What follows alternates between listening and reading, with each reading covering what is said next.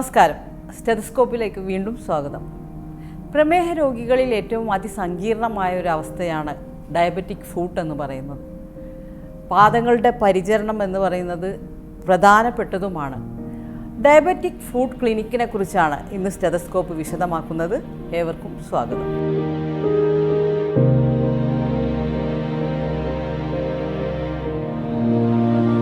Diabetic ഫുഡിനെ കുറിച്ച് നമ്മോട് സംസാരിക്കുന്നത് കണ്ണൂർ ആസ്റ്റർ മിംസ് ഹോസ്പിറ്റലിലെ ഡയബറ്റിക് സ്പെഷ്യലിസ്റ്റ് ഡോക്ടർ നിധിയാണ്. വെൽക്കം. Thank you. ഇപ്പോൾ എല്ലാവർക്കും അറിയാം, ഡയബറ്റിക് പേഷ്യൻസിനെ സംബന്ധിച്ചിടത്തോളം ഏറ്റവും പ്രധാനപ്പെട്ട ഒന്നാണ് പാദങ്ങളുടെ സംരക്ഷണം. ഏതവസ്ഥയിലാണ് ഡയബറ്റിക് ഫുഡ് വരുന്നത്? ഡയബറ്റിക് ഫുഡ് എന്ന വാക്കിൽ നമ്മൾ മനസ്സിലാക്കുന്നത് ഡയബറ്റിസ് കൊണ്ട് കാലിലുണ്ടാകുന്ന കോംപ്ലിക്കേഷൻസ് ആണ്. അപ്പോൾ ഏതവസ്ഥയിലാണ് നമ്മൾ ഇത് പരിചരിക്കേണ്ടതെന്ന് പറയുമ്പോൾ ഇത് ശരിക്കും പറഞ്ഞാൽ നമ്മൾ കുറച്ച് എളുപ്പത്തിൽ ഇതിനെ മനസ്സിലാക്കാൻ ശ്രമിക്കുകയാണെങ്കിൽ ഇപ്പം നമുക്ക് ഡയബറ്റിസ് കൊണ്ട്, അപ്പോൾ അതായത് ഷുഗർ അസുഖമുള്ള ആൾക്കാർക്ക് കിഡ്നിക്ക് തകരാറുകൾ വന്നേക്കാം കാലക്രമേണ, അതും കാഴ്ചയിൽ മങ്ങൽ വന്നേക്കാം എന്ന കാര്യങ്ങളെക്കുറിച്ചൊക്കെ ഇപ്പോൾ കറക്റ്റായിട്ടൊരു ധാരണകൾ ആൾക്കാരുടെ ഇടയിലുണ്ട്. എന്നാൽ ഈ സമയത്ത് തന്നെ നമ്മുടെ കാലുകളിലും പല ചേഞ്ചുകളും സംഭവിക്കുന്നുണ്ട്. ഒരു പരിധി കഴിഞ്ഞാൽ ഇത് ഒരു പെർമനൻറ്റ് ചേഞ്ചിലേക്കാണ് മാറാൻ പോകുന്നത്. അപ്പോൾ അതിനെക്കുറിച്ച് ആൾക്കാരത്ര അവെയറല്ല.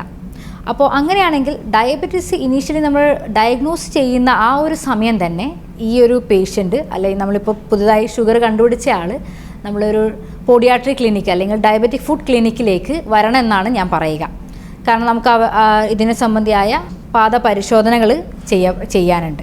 ഡോക്ടർ പറഞ്ഞു വരുമ്പോൾ അതിൻ്റെ ഒരു ഇനീഷ്യൽ സിംറ്റംസ് എന്തെന്നും കൂടെ അറിയേണ്ടതുണ്ടല്ലോ. ആളുകൾ ഇപ്പോൾ മറ്റുള്ള അസുഖങ്ങൾ നമുക്ക് അറിയുന്നു, അല്ലെങ്കിൽ കിഡ്നിക്കൊക്കെ സംഭവിക്കുന്നത് അറിയാമെന്നത്.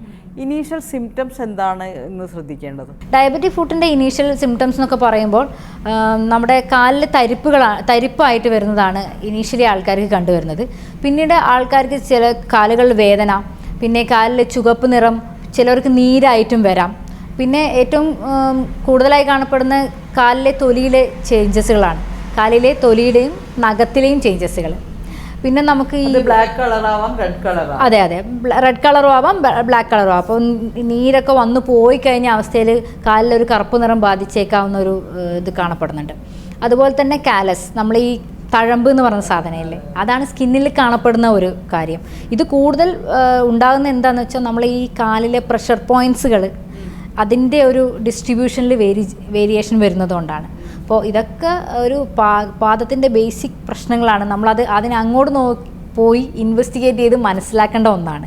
അപ്പോൾ ഡോക്ടർ പറഞ്ഞ ഒരു കേസിലാണെങ്കിൽ സാധാരണ രീതിയിൽ ഡയബറ്റിക് പേഷ്യൻസ് ഇപ്പോൾ ജനറൽ മെഡിസിൻ ഡിപ്പാർട്ട്മെൻറ്റിലൂടെ ആയിരിക്കും കടന്നു പോകും. അതെ. അപ്പോൾ ആ ജനറൽ മെഡിസിനിൽ തന്നെ ട്രീറ്റ്മെൻറ്റിൽ വന്ന് ഏത് സ്റ്റേജിലാണ് അവരിവിടെ എത്തേണ്ടത്? സാധാരണയായും മെഡിസിൻ വിഭാഗങ്ങളിൽ നിന്ന് നമുക്ക് റെഫറൽ വരുന്നത് കാലിൽ എവിഡൻ്റായിട്ട് മുറിവുകൾ ഉണ്ടാകുമ്പോഴാണ്. അല്ലെങ്കിൽ ഇപ്പോൾ സാധാരണ എൻഡോക്രൈനോളജിയിൽ അവർ പോഡിയാട്രി അല്ലെങ്കിൽ ഒരു ഫുഡ് എക്സാമിനേഷൻ ചെയ്യുന്നുണ്ടെങ്കിൽ ചെറിയ ചെറിയ ക്രാക്കുകൾ, നിറവ്യത്യാസങ്ങൾ, ഇതിനൊക്കെ നമ്മൾ സർജറിയിലേക്ക് റെഫറൻസ് വരാറുണ്ട്. അപ്പോൾ ആൾക്കാരിൽ കാലിലെ മുറിവ് മെയിനായിട്ട്, പിന്നെ കാലിലെ തഴമ്പ്, ഈ തഴമ്പ് ചിലവർ പൊട്ടിക്കും, പിന്നെ അത് ചെത്തികളയൊക്കെ ചെയ്യും. അപ്പോൾ അത് കഴിഞ്ഞ് അത് വീണ്ടും വരും. അത് ബിക്കോസ് ആ സ്കിന്നിൻ്റെ പ്രോബ്ലം അല്ല, അത് ആ പ്രഷർ പോയിൻറ്റുകളുടെ ഡിസ്ട്രിബ്യൂഷനിൽ വരുന്ന പ്രശ്നമാണ്. അപ്പോൾ അതിൻ്റെ പ്രോബ്ലത്തിനെ മനസ്സിലാക്കണമെങ്കിൽ നമുക്കതിനെ ഇപ്പോൾ നമ്മുടെ ക്ലിനിക്കിലേക്ക് വരുമ്പോൾ നമ്മൾ വിവിധതരം ടെസ്റ്റുകൾ ചെയ്യുന്നുണ്ട്. അതായത് നമ്മുടെ സ്പർശനത്തിൻ്റെ ടെസ്റ്റുകളുണ്ട്, പിന്നെ അതുപോലെ പീഡോബാരോഗ്രാഫി എന്ന് പറഞ്ഞിട്ട് നമുക്കൊരു പ്രഷർ പോയിൻറ്റുകളുടെ ഡിസ്ട്രിബ്യൂഷൻ മനസ്സിലാക്കുന്ന ടെസ്റ്റുകളുണ്ട്. അത് ചെയ്താൽ മാത്രമേ ഈ കാലസ് അല്ലെ തഴമ്പ് എന്തുകൊണ്ട് വീണ്ടും വീണ്ടും വന്നുകൊണ്ടിരിക്കുന്നു നമുക്ക് മനസ്സിലാവുള്ളൂ. നേരത്തെ പറഞ്ഞതുപോലെ നമുക്ക് ഷുഗറിൻ്റെ ഡോക്ടറിന് ഷുഗറിനെ ചികിത്സിക്കുകയും മുറിവിൻ്റെ ഡോക്ടർ മുറിവിനെ ചികിത്സിക്കുകയും മാത്രം ചെയ്യുമ്പോൾ ഈ പ്രശ്നത്തിന് ഒരു എൻഡ് വരുന്നില്ല, പരിഹാരമാവുന്നില്ല. അപ്പോൾ അങ്ങനെയുള്ള സിറ്റുവേഷനിലാണ് നമ്മൾ ഈ ഡയബറ്റിക് ഫുഡ് ക്ലിനിക്കിൻ്റെ ഒരു റെലവൻസ് വരുന്നത്. അപ്പോൾ ആ രോഗിക്ക് ഒരു ഒ പി ടിക്കറ്റിൽ തന്നെ പ്രമേഹ സംബന്ധമായ പ്രശ്നങ്ങളെ എല്ലാം പരിഹരിക്കാനുള്ള ഒരു അവസരമാണത്. അപ്പോൾ ഷുഗറിൻ്റെ കൺട്രോളും പിന്നെ അതിൻ്റെ ചികിത്സയും നമ്മളൊരു സ്പെഷ്യലിസ്റ്റ് എൻഡോക്രൈനോളജിസ്റ്റ് ചെയ്യുമ്പോൾ ഈ പാദങ്ങളുടെ മുറിവ് കാര്യങ്ങൾ, അതിൻ്റെ വ്യാപ്തിയും അതിൻ്റെ ഇൻഫെക്ഷൻ കാര്യങ്ങളൊക്കെ പരിചരിക്കാൻ ഒരു ഡയബറ്റിക് ഫുഡ് സ്പെഷ്യലിസ്റ്റ് സർജൻ ഉണ്ടാകും. പിന്നെ ഈ പാദങ്ങളിൽ ഡിഫോമിറ്റികൾ, എന്തെങ്കിലും കാര്യപ്പെട്ട വ്യതിയാനങ്ങൾ കറക്ഷൻ ചെയ്യാനൊക്കെ ഉണ്ടെങ്കിൽ ഫുഡ് ആംഗിൾ ഓർത്തോപീഡിഷനും നമ്മളെ ഈ ഒരു ടീമിലുള്ളതാണ്. ഇത്തരത്തിൽ ക്ലിനിക്കിൽ എത്തിപ്പെടുന്ന ഒരു പേഷ്യൻറ്റിന് ഏത് തരത്തിലുള്ള ചികിത്സകളാണ് പ്രൊവൈഡ് ചെയ്യുന്നത്? ശരി, ഡയബറ്റിക് ഫുഡിൻ്റെ ഒരു മാനേജ്മെൻറ്റ് നമ്മൾ 5 P's എന്നാണ് പറയാറ്. അതായത് പൊഡിയാട്രിക് കെയർ എന്ന് പറയുമ്പോൾ നമ്മുടെ പാദങ്ങളുടെ സംരക്ഷണം. അത് ഒരു പ്രമേഹ രോഗി നമ്മുടെ മുഖം സൂക്ഷിക്കുന്ന പോലെ തന്നെയാണ് അവരെ കാല് സൂക്ഷിക്കേണ്ടതെന്നാണ് പറയപ്പെടുക. അതായത് എന്നും രാത്രി നമ്മൾ കാലുകളിനെ നന്നായിട്ട് ഇൻസ്പെക്ട് ചെയ്യണം. അതായത് നോക്കി മനസ്സിലാക്കണം, മുറിവുകളൊന്നും ഇല്ലല്ലോ. നമ്മളിപ്പോൾ തൊടിയിലൊക്കെ ഇറങ്ങി കയറി വന്ന ഒരു സിറ്റുവേഷനൊക്കെ ആണെങ്കിൽ ചിലപ്പോൾ ഈ തരിപ്പുള്ള ആൾക്കാർക്ക് മുറിവുകളൊന്നും മനസ്സിലായിക്കൊള്ളണമെന്നില്ല. അപ്പോൾ മിനിമം അന്ന് രാത്രിയെങ്കിലും നോക്കുമ്പോൾ ഇത് കാണണം, അല്ലാണ്ട് അത് കൂടുതൽ പ്രശ്നങ്ങളിലേക്ക് പോകുമല്ലോ. അപ്പോൾ പാദത്തിൻ്റെ പരിശോധന എന്നും രാത്രി, നമ്മൾ ഈ രാത്രി കാലുകൾ പരിശോധിക്കുമ്പോൾ കാലുകളുടെ ഇടയിൽ എപ്പോഴും ഈർപ്പം തങ്ങി നിൽക്കാനുള്ള സാധ്യതയുണ്ട്. അപ്പോൾ അങ്ങനെ ഈർപ്പം തങ്ങി, ഇപ്പോൾ ഈ ഡയബറ്റീസ് ഉള്ള ആൾക്കാരുടെ വിരലുകൾ ഒരു പരിധി കഴിയുമ്പോൾ ഇങ്ങനെ ക്രൗഡിങ് ശ്രദ്ധിക്കാം. നമ്മളെ ഈ വിരൽ നമ്മൾ ചേർന്ന് നിൽക്കും. അപ്പോൾ അങ്ങനെയുള്ള വിരലുകളുടെ ഇടയിൽ ഈർപ്പം തങ്ങി നിൽക്കുകയും ഒരു ചെറിയ പൂപ്പൽ ബാധിത ഉണ്ടായിട്ട് അത് ഒരു ഇൻഫെക്ഷനിലേക്ക് പ്രോഗ്രസ് ചെയ്യാറുണ്ട്. എന്നും നമ്മൾ വിരലുകളുടെ ഇടയിലുള്ള ഭാഗത്ത് എപ്പോഴും ഡ്രൈ ആയിട്ട് തന്നെ സൂക്ഷിക്കുന്നതായിരിക്കും ഏറ്റവും നന്നാവുക. പിന്നെ പറയുകയാണെങ്കിൽ നഖം വെട്ടുമ്പോൾ ഒരുപാട് കയറ്റി വെട്ടാതെ ആവശ്യത്തിന് മാത്രം, അങ്ങനെ ഒരു ട്രോമ ഒഴിവാക്കുക എന്നുള്ളതാണ്, ഒരു ഇഞ്ചുറി ഉണ്ടാവാതെ ഒഴിവാക്കാൻ വേണ്ടിയിട്ട്. പലരിലും ഈ നഖം വെട്ടുമ്പോൾ മുറിയും. അതെ, ആ മുറിവിലായിരിക്കും തുടക്കം, അത് അറിഞ്ഞിട്ടേ ഉണ്ടാവില്ല. കാരണം അവർക്ക് പറയാൻ പറ്റില്ല, അവർക്ക് സെൻസേഷൻ ഇല്ല, അവർക്ക് പെയിൻ വരുന്നില്ല, അങ്ങനെ ഒരു സിറ്റുവേഷൻ. പിന്നെയുള്ളത് പ്രൊട്ടക്റ്റീവ് ഫുട്വെയർ ആണ്. ഈ പ്രൊട്ടക്റ്റീവ് ഫുട്വെയറിൽ പറയുന്നത് വെച്ച് കഴിഞ്ഞാൽ സ്ട്രിക്റ്റ് ആയിട്ടും ഈ ഡയബറ്റീസുള്ള ആൾക്കാർ നമ്മളെ റൂമൊന്നും പുറത്തൊന്നും ചെരുപ്പുകൾ ധരിക്കേണ്ടതാണ്. അപ്പോൾ പ്രത്യേകം ഡയബറ്റിക് ഫുട്വെയർ തന്നെ ഉണ്ട്. ഈ ഡയബറ്റിക് ഫുട്വെയറിൻ്റെ പ്രത്യേകത എന്ന് പറയുമ്പോൾ അതിൻ്റെ ഇൻസോൾ, അതായത് നമ്മുടെ ചെരുപ്പിൻ്റെ അകഭാഗം വളരെ സോഫ്റ്റ് ആയിരിക്കും. പിന്നെ ഔട്ട്സോൾ എന്ന് പറഞ്ഞാൽ അതായത് പുറം ഭാഗം നല്ല ഹാർഡായിരിക്കും. അതായത് പുറത്തുനിന്നുള്ള ഒരു ചെറിയ കല്ലിൻ്റെ ഇഞ്ചുറി പോലും ഉള്ളിൽ എത്താൻ പാടില്ല. പിന്നെ ഈ തരിപ്പുള്ള തഴമ്പുള്ള ആൾക്കാർക്ക് ഈ തഴമ്പുള്ള ഭാഗത്തിനെ ഒഴിവാക്കിക്കൊണ്ടുള്ള ഇൻസോളും നമ്മൾ ക്രിയേറ്റ് ചെയ്യും. അപ്പോൾ പ്രൊട്ടക്റ്റീവ് ഫുട്വെയർ ഇടുക എന്നുള്ളതാണ്, അതാണ് ഒരു ഇമ്പോർട്ടൻ്റ് ആയിട്ടുള്ള കാര്യം. പിന്നെ വരുന്നത് പ്രൊഫൈലാക്റ്റിക് സർജറികളാണ്. അതിപ്പോൾ ഈ പറഞ്ഞ മുറിവുകൾ ഉണ്ടായിക്കഴിഞ്ഞാൽ ആ മുറിവുകൾ ഉണക്കാൻ വേണ്ടി നമ്മൾ എന്തൊക്കെ ചെയ്യാം എന്നുള്ളത്. അതിന് മുറിവിനെ നോക്കുന്ന കൂട്ടത്തിൽ നിന്ന് നമ്മൾ രക്തോട്ടത്തിൻ്റെ പരിശോധനകൾ നടത്തണം. കാരണം രക്തോട്ടം ഇതുപോലെ തന്നെ പ്രമേഹത്തിൻ്റെ ഭാഗമായി കാലിലേക്ക് രക്തോട്ടത്തിൻ്റെ കുറവ് അനുഭവപ്പെടാം. അപ്പോൾ അതും നമ്മൾ മനസ്സിലാക്കി വെക്കേണ്ടതാണ്. അത് വർദ്ധിപ്പിക്കാൻ വേണ്ടിയിട്ട് ഏത് തരം ട്രീറ്റ്മെൻ്റ് ആണ് ചെയ്യുന്നത് രക്തോട്ടം കാലിൽ? അതായത് നമ്മൾ ഈ പേഷ്യൻറ്റിനെ കാണുമ്പോൾ തന്നെ നമ്മൾ ഈ മുറിവുള്ള ആളാണെങ്കിൽ നമ്മൾ ആദ്യം നമ്മളെ കൈ പോവുക രക്തോട്ടം ഉണ്ടോ എന്ന് നോക്കാൻ വേണ്ടിയിട്ട് തന്നെയാണ്. ഇനി രക്തോട്ടം കാൽഭാഗത്തേക്ക് അധികം ഇല്ല എങ്കിൽ നമ്മളതിൽ ഒരു ടെസ്റ്റുകളുണ്ട്, ആർട്ടീരിയൽ ഡോപ്ലർ ടെസ്റ്റ് ഉണ്ട്. പിന്നെ ആവശ്യമാണെങ്കിൽ CT ആൻജിയോ പറഞ്ഞിട്ട് അതിൻ്റെ കുറച്ച് ഹയർ സൈഡ് ടെസ്റ്റുകളുണ്ട്. അതിൽ കൂടി ചെയ്യുമ്പോൾ നമുക്ക് ഏത് ലെവലിലാണ് ഈ ബ്ലോക്ക് സംഭവിച്ചിട്ടുള്ളതെന്ന് നമുക്ക് മനസ്സിലാവും. അപ്പോൾ രക്തോട്ടത്തിൻ്റെ കുറവ് അല്ലെങ്കിൽ രക്തോട്ടം നിലച്ചു പോയ ഭാഗത്തേക്ക് ആ രക്തോട്ടം വരാത്തിടത്തോളം നമ്മൾ ഈ പറഞ്ഞ മുറിവ് ഉണക്കിയെടുക്കാൻ നല്ല പാടായിരിക്കില്ല. അങ്ങനെ ഒരു സാഹചര്യത്തിൽ നമ്മൾ റീവാസ്കുലറൈസേഷൻ എന്ന് പറയും. നമ്മൾ അങ്ങോട്ടേക്കുള്ള രക്തോട്ടം കൂട്ടാൻ വേണ്ടിയിട്ട് നമ്മൾ ഈ ഹാർട്ടിലെ ബ്ലോക്കൊക്കെ നീക്കം ചെയ്യുന്ന പോലെ കാലുകളിലുള്ള ബ്ലോക്കിനെ നീക്കം ചെയ്ത് കൊടുക്കുക, കാലുകളുടെ ആർട്ടറിനെ വികസിപ്പിച്ച് കൊടുക്കുക. ആ ഒരു പ്രക്രിയ ചെയ്തതിന് ശേഷമാണ് പിന്നെ നമ്മൾ ആ മുറിവിൻ്റേക്ക് വീണ്ടും വരുന്നത്. അതുപോലെ പ്രഷർ പോയിൻറ്റ്സ് ഞാൻ പറഞ്ഞല്ലോ, ഈ നമ്മുടെ ഈ ഡയബറ്റീസുള്ള ആൾക്കാരുടെ കാലുകളിലുണ്ടായ മാറ്റങ്ങൾ, പിന്നെ അവരുടെ നടത്തത്തിൻ്റെ പ്രത്യേകതകൾ, പിന്നെ ഈ മസിലുകളിലൊക്കെ ഉണ്ടാകുന്ന മാറ്റങ്ങൾ കൊണ്ട് ഒരുപാട് നമ്മുടെ ഈ ജോയിൻസിലൊരു ചേഞ്ചുകൾ ഉണ്ടാവാം. അപ്പോൾ ഒരു പക്ഷേ അവരുടെ വിരലുകൾ വളരെ ഡിഫോംഡ് ആവാം, ഒരു പക്ഷേ അവർ നടത്തത്തിൽ അവരെ പ്രഷർ കൊടുക്കുന്ന ഭാഗങ്ങൾ കുറച്ച് വേരി ആയിരിക്കും. അതിനാണ് ഞാൻ നേരത്തെ പറഞ്ഞ പീഡോബാരോഗ്രാഫി ചെയ്യുന്നത്. പേഷ്യൻ്റ് നടക്കുമ്പോൾ അവരുടെ വെയിറ്റ് അത് ഈക്വലി അല്ലേ കാലിൽ ഡിസ്ട്രിബ്യൂട്ട് ആയിട്ടുള്ളതെന്നാണ് നമ്മൾ ആ ടെസ്റ്റിൽ മനസ്സിലാക്കുന്നത്.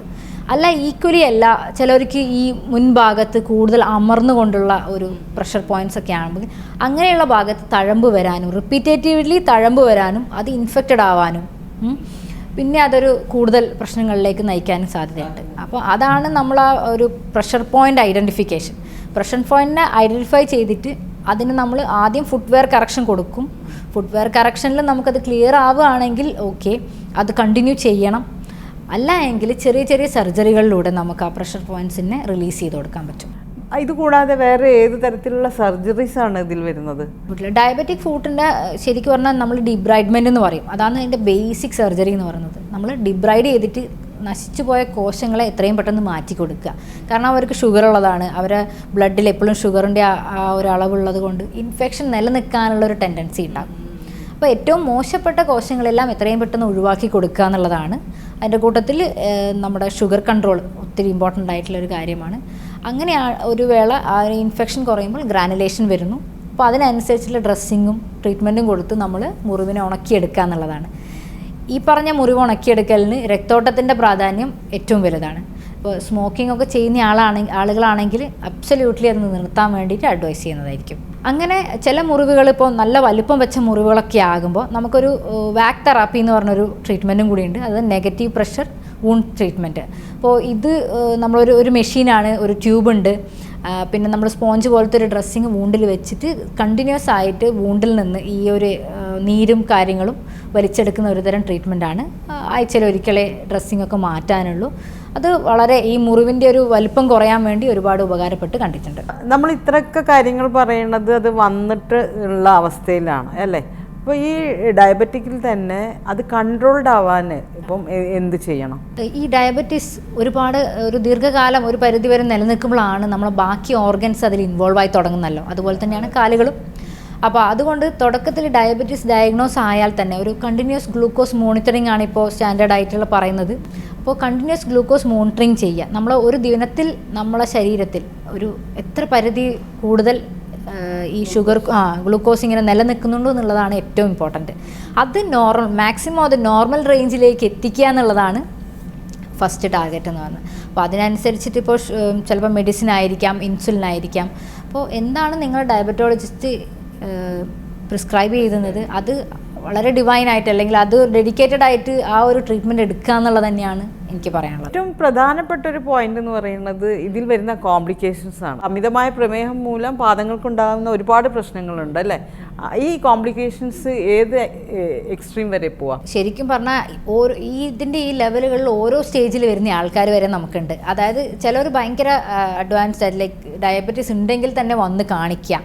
പിന്നെ വേറെ ചിലർ ഒരു മുറിവ് ഉണ്ടാകുമ്പോൾ തന്നെ വന്ന് കാണിക്കുക. മുറിവിന് അത്രയും മുറിവ് ഇത് ഉണങ്ങുന്നില്ല എന്നുള്ള കാര്യത്തെക്കുറിച്ച് ഭയങ്കര കൺസേൺ ആയിട്ടിരിക്കുക. പക്ഷെ ചില ആൾക്കാരുണ്ട് ഇതിനെ അങ്ങേയറ്റം നെഗ്ലക്റ്റ് ചെയ്തിട്ട്, അതായത് അവർക്ക് അതിൻ്റെ സാഹചര്യം അറിയില്ലായിരിക്കാം, പക്ഷേ വരുന്ന സ്റ്റേജിൽ നന്നായിട്ട് ഈ ഒരു ഇൻഫെക്ഷൻ അഡ്വാൻസ് ആയിട്ടുണ്ടാവും. ഇപ്പോൾ കാര്യം ഇതൊരു ചെറിയ മുറിവിൽ തുടങ്ങുകയാണെങ്കിലും നമുക്ക് ഷുഗർ ഉണ്ട്, പെട്ടെന്ന് മുറിവ് അസെൻഡ് ചെയ്യും, മേലോട്ടേക്ക് പോകും. അപ്പോൾ നമ്മൾ ഈ കാലിൻ്റെ അടിഭാഗത്താണ് നമ്മൾ ഈ സാധാരണഗതിയിൽ മുറിവ് തുടങ്ങുന്നതെങ്കിൽ ആ മുറിവ് മേലോട്ടേക്ക് കയറാൻ, അതായത് കാലിൻ്റെ മേൽഭാഗത്തേക്കായിട്ട് ഇൻഫെക്ഷൻ പോവാനുള്ള ഒരു വേഗത ഇവർക്ക് കൂടുതലായിരിക്കും. അപ്പോൾ അങ്ങനെ ഒരു പോയിന്റ് വരികയാണെങ്കിൽ നമ്മൾ നേരത്തെ പറഞ്ഞ പോലെ ഈ വൂണ്ട് ഡീബ്രൈഡ്മെൻറ്റ് ഒരു പരിധി വരെ നമുക്ക് പെട്ടെന്ന് തന്നെ കൊടുത്തിട്ട് ആൾക്ക് ആ ഇൻഫെക്ഷൻ ഫോക്കസ് മാറ്റി കൊടുക്കാൻ പറ്റും. പിന്നെ നമുക്ക് ആ ഒരു വൂണ്ട് ഹീലിങ്ങിലേക്ക് ഫോക്കസ് ചെയ്യാൻ പറ്റും. സങ്കടകരമായ കാര്യം എന്താണെന്ന് വെച്ചാൽ ചിലർക്ക് ആ ഇൻഫെക്ഷൻ ഫോക്കസ് മാറ്റി കൊടുത്തു കഴിഞ്ഞാലും ആളുടെ ഇമ്മ്യൂണിറ്റി ലെവലിൻ്റെ ഒരു പ്രശ്നം കൊണ്ട്, കുറവ് കൊണ്ട് ഇത് വീണ്ടും കയറിപ്പോകാനുള്ള സാധ്യതയുണ്ട്. അങ്ങനെയുള്ള കേസുകളിൽ നമുക്ക് ഒരു ആംപ്യൂട്ടേഷൻ എന്ന് പറഞ്ഞ ഓപ്പറേഷനിലേക്ക് എത്തപ്പെടേണ്ട വരാറുണ്ട്. അതായത് ഈ കാലിലെ ഇൻഫെക്ഷൻ നമ്മുടെ രക്തത്തിലേക്ക് അലിഞ്ഞ് ആളുടെ ജീവന് വരെ ഭീഷണിയാകുന്ന തരത്തിൽ വരുമ്പം മാത്രം നമ്മളൊരു ആംപ്യൂട്ടേഷൻ എന്നുള്ള രീതിയിൽ എത്തപ്പെടാറുണ്ട്. അതുകൊണ്ട് കാലിലെ ഇൻഫെക്ഷൻ എത്രയും നേരത്തെ വന്ന് കാണിച്ച് അത് ക്ലിയർ ചെയ്യാൻ പറ്റുമോ അത്രയും നേരത്തെ ചെയ്യുന്നതാണ് ഏറ്റവും നല്ലത്. ഇപ്പോൾ ഈ ആംപ്യൂട്ടേഷൻ എന്ന് പറയുമ്പോൾ ചില ആളുകളിൽ ഇപ്പം വലിയ കോംപ്ലിക്കേഷൻ ഇല്ലാത്തതായിരിക്കാം അല്ല, ചിലപ്പോൾ പിന്നെ വിരലുകൾ മാറ്റുക, അത് എങ്ങനെയാണ് അതിൻ്റെ ഒരു വാല്യുവേഷൻ എങ്ങനെയാണ്? ഇൻഫെക്ഷൻ ഉണ്ടെങ്കിൽ നമ്മൾ ഉടനെ തന്നെ ഇൻഫെക്ഷൻ നീക്കം ചെയ്യും.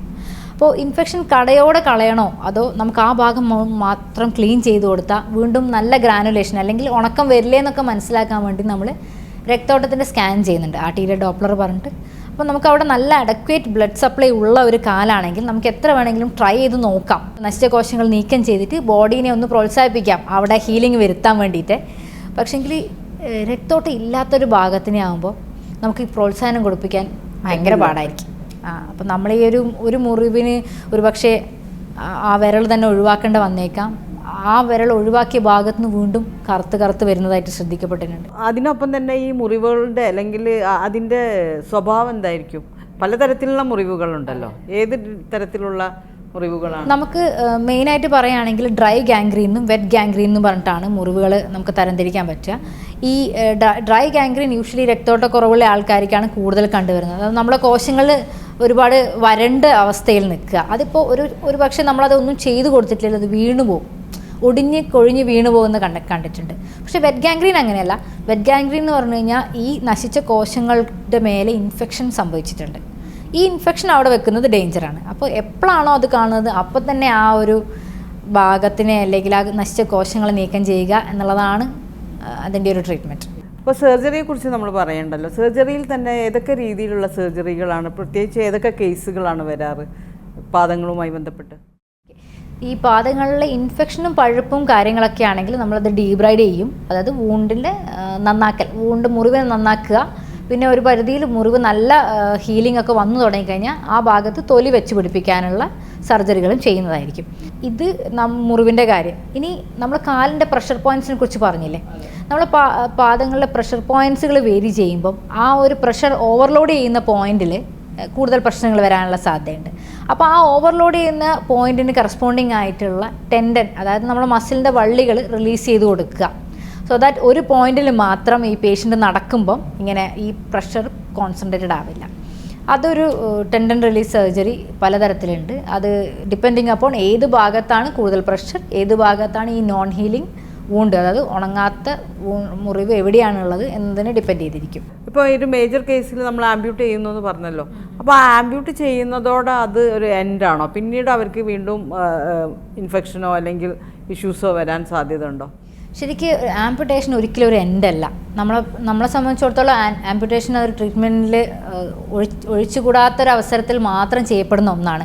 പക്ഷെ മിക്ക പേഷ്യൻസിനും അതൊരു ശരിക്കും മാനസികമായ ഒരു അവസ്ഥയിലേക്കാണ്, വല്ലാത്തൊരവസ്ഥയിലേക്കാണ് അവരെ തള്ളിയിടുന്നത്. കാരണം കാല് അല്ലെങ്കിൽ ചെറിയ വിരലിന് പോലും ഒരുപാട് ഫീൽ ചെയ്യുന്ന ആൾക്കാരുണ്ട്. പക്ഷെ കാലുകൾ മുറിച്ച് മാറ്റപ്പെട്ട് കഴിഞ്ഞാൽ ആ മുറി ഉണങ്ങിയതിന് ശേഷം നമുക്ക് വീണ്ടും വെപ്പ് കാലുകൾ വെച്ചിട്ട് തുടർന്നും നമ്മുടെ അത്യാവശ്യം ഡേ ടു ഡേ ആക്ടിവിറ്റീസ് ഒക്കെ ചെയ്യാൻ പറ്റുന്ന ഒരു സൗകര്യം നമുക്കിന്നുണ്ട്. അപ്പോൾ ആ സൗകര്യം ഉപയോഗപ്പെടുത്തണമെന്നേ ഞാൻ പറയുള്ളൂ. കാരണം ഈ കാല് മുറിച്ച് മാറ്റപ്പെടുന്നത് ഒരിക്കലും ഒരു എൻഡല്ല. നമുക്കവിടെ വീണ്ടും ആ മുറിവിനെ നന്നായി നോക്കി നല്ല കുഷൻ ചെയ്തിട്ട് അതിലേക്ക് കാലുകൾ വെച്ച് പിടിപ്പിച്ചുകൊണ്ട് ഈ പറഞ്ഞ ആൾക്ക് ഒരു നിയർ ടു നോർമൽ ലൈഫിലേക്ക് എത്തിപ്പെടാനുള്ള എല്ലാ സൗകര്യങ്ങളും ഇപ്പോൾ ഇവിടെ ഉണ്ട്. അപ്പോൾ നമ്മൾ ഇത്ര ഒരുപാട് കാര്യങ്ങൾ പറഞ്ഞല്ലോ. അപ്പം ഡോക്ടർ എക്സ്പീരിയൻസിൽ ആളുകളോട് പറയാനുള്ള പ്രധാനപ്പെട്ട അഡ്വൈസ് എന്താണ്? നമ്മൾ ഈ കാലിൻ്റെ അവസ്ഥകൾ ഒരിക്കലും ചെറുതല്ല.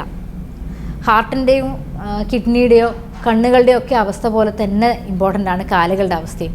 കാരണം ഇതിലുണ്ടാകുന്ന മാറ്റങ്ങൾ നമ്മൾ തുടക്കത്തിലേ ഐഡൻറ്റിഫൈ ചെയ്തിട്ടില്ലെങ്കിൽ മിക്ക മാറ്റങ്ങളും ഇറിവേഴ്സിബിളാണ്. അതായത് നമുക്ക് തിരിച്ച് പഴയ പോലെ ആക്കാൻ പറ്റാത്ത മാറ്റങ്ങളാണിത്. അപ്പോൾ ആ മാറ്റങ്ങളെ തുടക്കത്തിലേ നിങ്ങൾ വന്ന് കാണിക്കുകയാണെങ്കിൽ നമുക്കതിനെ എഫക്റ്റീവായിട്ട് ഹെൽപ്പ് ചെയ്യാൻ പറ്റും. അതുപോലെ ചെറിയ ചെറിയ മുറിവുകളിൽ തന്നെ നമ്മളതിനെ എഫക്റ്റീവായിട്ട് ട്രീറ്റ് ചെയ്യുകയാണെങ്കിൽ ആ പ്രോബ്ലം അവിടെ തീരാൻ പറ്റും. മിക്ക ക്ലിനിക്കിൽ നമ്മൾ ഒ പിയിൽ കാണുന്ന അവസ്ഥ എന്താ വെച്ചാൽ നമ്മൾ ഈ ഓഫ് ലോഡിങ്, അതായത് ഈ പ്രഷർ പോയിൻറ്റ്സിന് ഡിസ്ട്രിബ്യൂഷൻ ക്ലിയർ ചെയ്യുന്ന ഓഫ് ലോഡിങ് ഫുട്വെയർ അഡ്വൈസ് ചെയ്യുമ്പം ആൾക്കാർക്കത് എടുക്കാൻ ഭയങ്കര ബുദ്ധിമുട്ടാണ്. അതിന് ഭംഗി പോരാ, അതിൻ്റെ ഷേപ്പ് പോരാ, കളർ പോരാ, അങ്ങനത്തെ ഒരു സിറ്റുവേഷൻ. പക്ഷേങ്കിൽ എനിക്കറിയില്ല അതെപ്പോഴാണ് ആൾക്കാർ മനസ്സിലാക്കുന്നത്. ഓഫ് ലോഡിങ് ചെയ്ത് കഴിഞ്ഞാൽ നമ്മൾ ലിംബ് സേവ് ചെയ്യുകയാണ് ചെയ്യുന്നത്. ഷുഗർ ഉള്ള ആൾക്കാരോടത്ത് ഒന്നേ എനിക്ക് റിക്വസ്റ്റ് ചെയ്യാനുള്ളൂ, കാലുകളിൽ എന്തെങ്കിലും പ്രശ്നങ്ങൾ ഉണ്ടാവുകയാണെങ്കിൽ, കാലുകളിലെ തരിപ്പാവാം, വേദനയാവാം, പിന്നെ ചെറിയ ചെറിയ മുറിവുകളാവാം, കളർ വ്യത്യാസം, നഖങ്ങളിലെ ചേഞ്ചസ്, നീര് വരിക, ബ്ലിസ്റ്റർ പോലുള്ള കുമിളകൾ പോലുള്ള എന്തെങ്കിലും വരിക, എന്ത് തന്നെ ഒരു വ്യത്യാസം ഉണ്ടായിക്കഴിഞ്ഞാലും എത്രയും പെട്ടെന്നൊരു പോഡിയാട്രിക് സ്പെഷ്യലിസ്റ്റ് സർജനെ കാണിച്ചിട്ട് അതിൻ്റെ പ്രശ്നപരിഹാരം കണ്ടെത്തുന്നതാണ്. Anyway, thank you. ഡോക്ടർ പറഞ്ഞ കാര്യങ്ങളിൽ ഒരുപാട് കാര്യങ്ങളുണ്ട്. പാദങ്ങളുടെ സംരക്ഷണം തുടങ്ങി ഒരു ആംപ്യൂട്ടേഷൻ വന്നാൽ എന്ത് ചെയ്യാം, അല്ലെങ്കിൽ ഒരു ഡയബറ്റിക് ക്ലിനിക്കിൽ എത്തേണ്ടതിൻ്റെ പ്രാധാന്യം, ഇതെല്ലാം പ്രേക്ഷകർക്ക് മനസ്സിലായി കാണുമെന്ന് വിചാരിക്കുന്നു. അടുത്ത എപ്പിസോഡിൽ വീണ്ടും കാണാം. നന്ദി, നമസ്കാരം.